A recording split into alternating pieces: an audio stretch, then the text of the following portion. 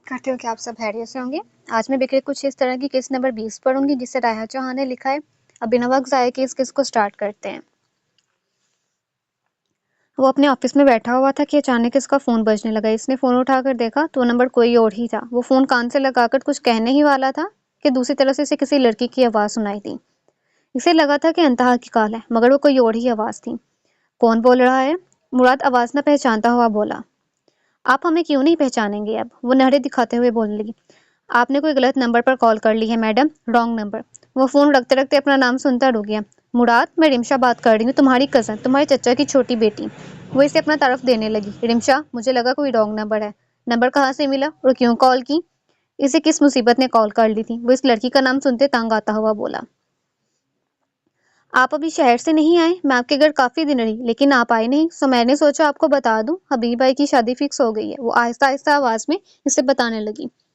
تم نے یہی زحمت کی تھی مجھے کال کرنے کی؟ مجھے پتا چل جاتا کہیں نہ کہیں سے، وہ رکھے انداز میں بولا۔ وہ مجھے آپ کی فکر ہو رہی تھی اس لیے۔ وہ اس سے بات کر رہی تھی کہ مراد نے اس کی بات کاٹ دی۔ کیوں؟ میری کیوں فکر ہو رہی تھی؟ میں کوئی چھوٹا بچہ تھوڑی ہوں جس کی فکر کرنی پڑے۔ وہ اسے باتیں سنانے لگا۔ نہیں، میرا مطلب وہ نہیں تھا، آپ آئے نہیں گھر ہمارے اس لیے مراد۔ آپ آئے، آپ نہیں آئے، سب آئے، آپ نہیں آئے مراد۔ اسے جو سمجھ آئے اس نے بول دیا، لیکن بار بار اس کا نام لینے پر وہ اسے غصہ دلا چکی تھی۔ میں بہت مصروف ہوتا ہوں، اگر نہیں آیا تو کوئی وجہ ہوگی، اور مجھے بائی کہا کرو، بڑا ہوں میں تم سے۔ وہ اسے تحمل سے سمجھانے لگا۔ اس کا غصہ آسمان پر چڑھ رہا تھا کیونکہ جس لڑکی نے اسے کال کی تھی وہ آگے آنے والے وقت میں اس کے لیے مصیبت کھڑی کر سکتی تھی، اور وہ نہیں چاہتا تھا کہ وہ کوئی مصیبت کھڑی کرے۔ وہ ڈرتے ڈرتے کچھ بولنا چاہتی تھی۔ مجھے شادی نہیں کرنی، جب کرنی ہوگی میں اپنی مرضی سے کر لوں گا رمشا، تم کو فکر کرنے کی کوئی ضرورت نہیں ہے میرے ماں باپ ابھی زندہ ہیں۔ وہ ایک ایک لفظ دبا دبا کر بولا تھا کہ اچانک مراد کے آفس کا دروازہ کھٹکھٹانے لگا۔ میں فون رکھ رہا ہوں، کوئی آیا ہے، میری میٹنگ ہے، بائے۔ وہ فون بند کرتا دروازے میں موجود کھڑی لڑکی کو اندر آنے کا کہہ چکا تھا۔ ماہم، اندر آ جاؤ، آپ کی کافی۔ وہ اسے دیکھتے بولنے لگی جس کا موڈ آف تھا۔ بیٹھو ماہم، وہ اسے بیٹھنے کا کہہ رہا تھا۔ جی۔ وہ مسکراتے ہوئے فوراً بیٹھ گئی۔ کیسا چل رہا ہے باہر کام؟ وہ اسے پوچھنے لگا کیونکہ اس پر آج کل کام کا پریشر بہت تھا۔ بہترین۔ وہ اسے باہر کام کے بارے میں بتانے لگی۔ آپ آئیں گے کل گھر کھانے پر؟ وہ اسے یاد کروانے لگی کہ اس نے کل کھانے پر آنا ہے اس کے گھر۔ ہاں ضرور، کیوں نہیں، کافی کالز آئی تھی تمہاری فیملی کی۔ وہ اسے اس کی فیملی کی کالز کے بارے میں بتا رہا تھا۔ کچھ دیر وہ دونوں باتیں کرتے رہے اور پھر اوکے پھر میں جاؤں گا۔ اوکے پھر میں جاؤں؟ وہ خوش ہوتے ہوئے وہاں سے جانے لگی کیونکہ کل اس کی چھٹی تھی آفس سے، تو اس نے اس کے آنے کے لیے اہتمام بھی تو کرنا تھا۔ مام کو مراد پسند تھا اس لیے کیونکہ آج تک اس نے مراد کے بارے میں کوئی غلط بات نہیں سنی تھی۔ مراد پرفیکٹ تھا ہر لحاظ سے اس کے لیے، وہ بھی ہر لحاظ سے پرفیکٹ تھی۔ مام آفس سے نکل کر جا چکی تھی اس کے لیے، لیکن مراد نے مام کے اندر ایک چیز دیکھی تھی کہ وہ اسے بہت غور سے دیکھتی ہے، جیسے وہ کچھ اسے کہنا چاہتی ہو۔ وہ جو اسے کہنا چاہتی تھی وہ اسے وہ سننا نہیں چاہتا تھا، وہ تو بالکل بھی نہیں جو وہ اسے کہنا چاہتی تھی۔ بعض لوگوں کے دل توڑتے ہوئے بھی خود کو بہت تکلیف ہوتی ہے، اور وہ دل توڑنا نہیں چاہتا تھا اس کا۔ آریان اس لاکر کو دیکھ رہا تھا جو بڑی مہارت سے اس پینٹنگ کے پیچھے چھپایا گیا تھا۔ اسے وہ مل گیا تھا جو اسے چاہیے تھا۔ اب سچ کی کتاب اس کے سامنے کھل جائے گی۔ اس کی خوشی کی اس وقت کوئی انتہا نہیں تھی۔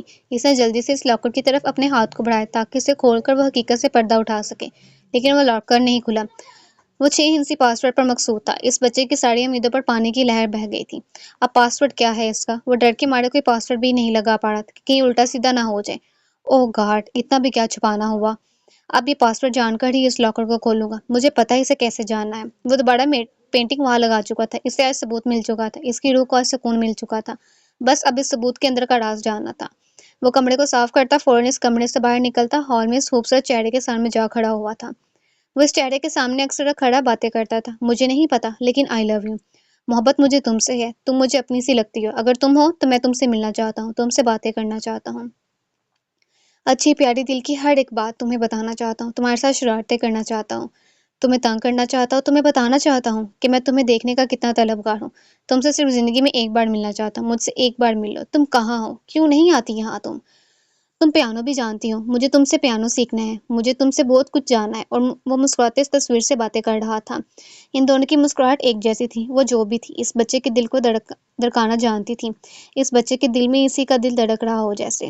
وہ اس احساس کو جگا رہی تھی جو احساس کئی سال پہلے مر چکا تھا اس گھر کی دہلیز میں۔ کاش میں تمہیں دیکھ پاتا اپنی آنکھوں سے کہ تم کیسی دکھتی ہو، تم کیسی دکھتی ہو اب، تم کیسی دکھتی ہو کہ نہیں، پتہ نہیں میں کب تمہیں جان پاؤں گا، لیکن جب تمہیں جان پاؤں گا تو تمہیں ڈھونڈ بھی نکالوں گا۔ اس بچے نے اس دیوار میں لگی ساری تصویروں کو دیکھا جہاں سب چھوٹے فریم میں قید تھی، مگر صرف اس لڑکی کی تصویر واحد وہ تصویر تھی جو بڑے فریم میں قید تھی۔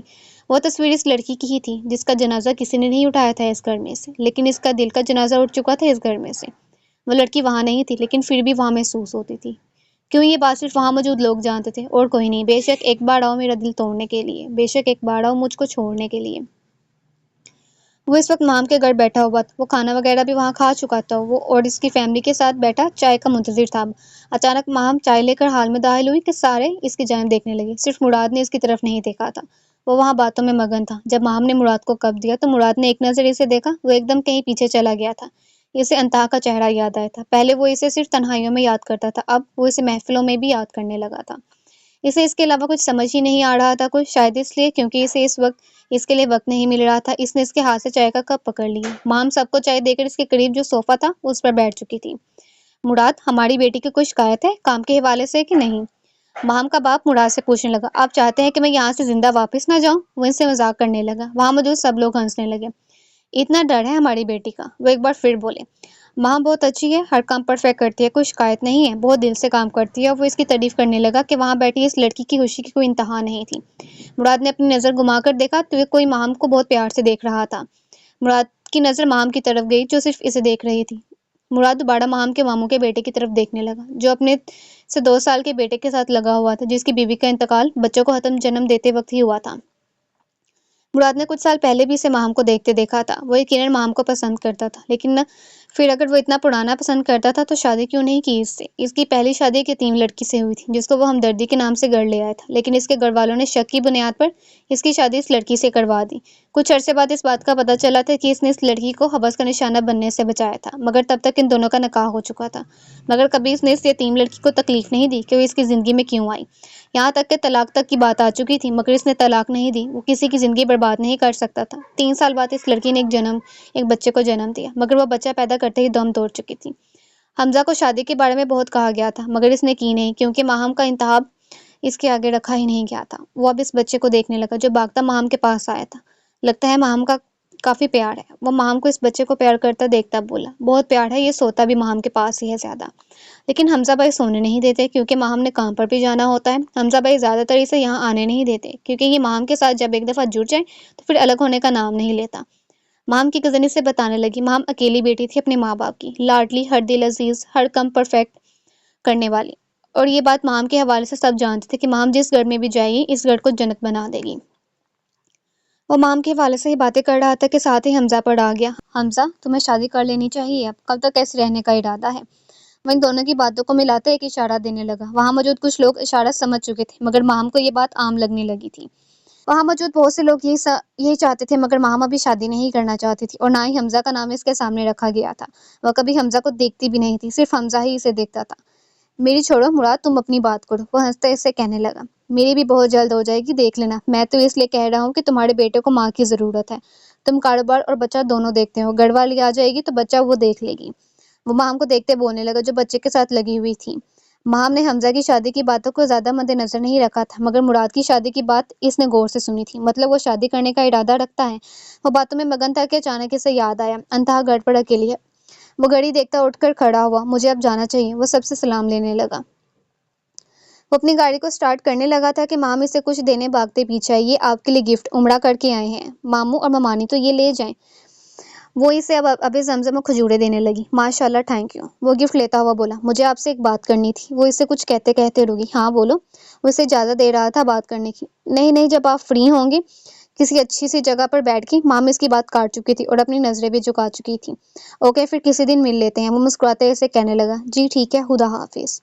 وہ گاڑی سے ہٹتے ہوئی بولی، خدا حافظ۔ وہ جانے لگا تھا، مطلب اس نے سوچ رکھا تھا کہ مراد سے اظہار محبت کرے گی، وہ اسے اظہار محبت کا انجام صرف دل ٹوٹنا ہے اور کچھ بھی نہیں۔